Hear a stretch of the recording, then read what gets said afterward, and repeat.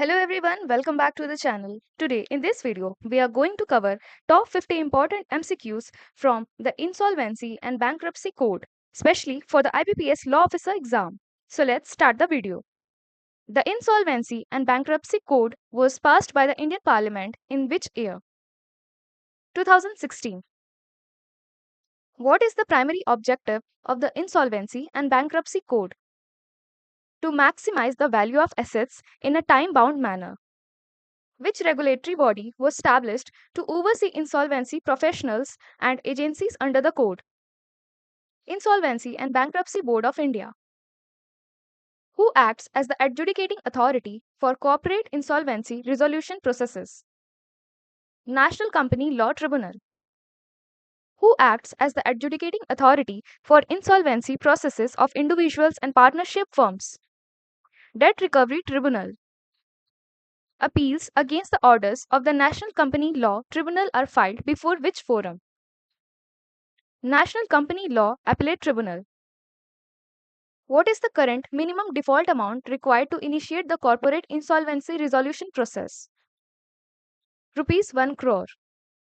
Which of the following entities cannot initiate a corporate insolvency resolution process? A minority shareholder.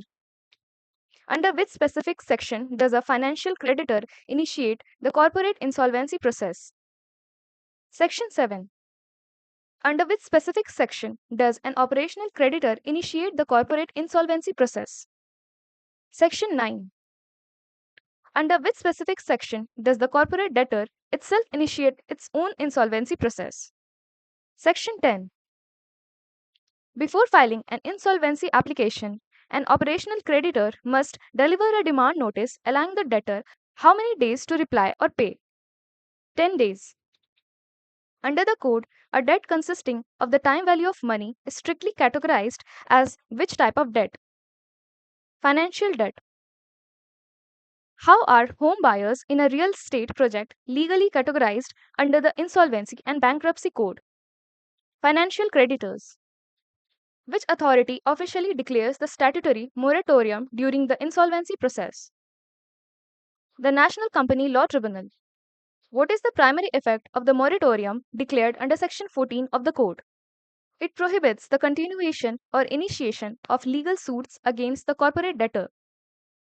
The moratorium protection under Section 14 does not apply to which of the following? A surety in a contract of guarantee to the corporate debtor. Upon initiation of the insolvency process, who takes over the immediate management of the corporate debtor? An interim resolution professional. Who has the legal responsibility to constitute the Committee of Creditors? The interim resolution professional. An entity registered to accept, store, and provide electronic financial information of debtors is known as an information utility. The Committee of Creditors is primarily composed of which class of stakeholders? Financial creditors. What is the voting share required in the Committee of Creditors to approve a final resolution plan? 66%. What is the voting share required in the Committee of Creditors for routine decisions and actions? 51%. Under Section 12A, what voting share is required to withdraw an insolvency application after admission? 90%. What is the standard statutory time limit for completing the corporate insolvency resolution process? 180 days. Including all extensions and litigation time, what is the absolute maximum time limit for the corporate insolvency resolution process? 330 days. What is the time limit for completing the fast-track corporate insolvency resolution process? 90 days. Section 29A of the Insolvency and Bankruptcy Code primarily deals with the eligibility and disqualification of resolution applicants. To encourage resolution for small businesses, the pre-packaged insolvency resolution process is exclusively available to micro, small, and medium enterprises. What is the total time limit mandated for completing the pre-packaged insolvency resolution process? 120 days. In the pre-packaged insolvency resolution process, who provides the initial base resolution plan? The corporate debtor. Transactions made to put a specific creditor in a better position just before insolvency are termed as preferential transactions. What is the look back period for scrutinizing preferential transactions involving related parties? 2 years. What is the look back period for scrutinizing preferential transactions involving unrelated parties? 1 year.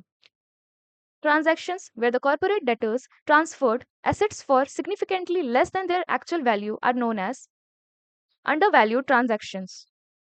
If directors carry on the business with intent to defraud creditors, they can be made personally liable under which section? Section 66. What is the look back period for examining extortionate credit transaction? 2 years. Under the code, liquidation of a corporate debtor is mandatorily initiated if the resolution plan is not approved within the maximum time limit. During the liquidation process, who replaces the resolution professionals to manage the resolution of assets? The liquidator. The strict order of priority for distributing the proceeds for the sale of liquidation assets is commonly known as the waterfall mechanism. Which specific section of the Insolvency and Bankruptcy Code contains the waterfall mechanism? Section 53.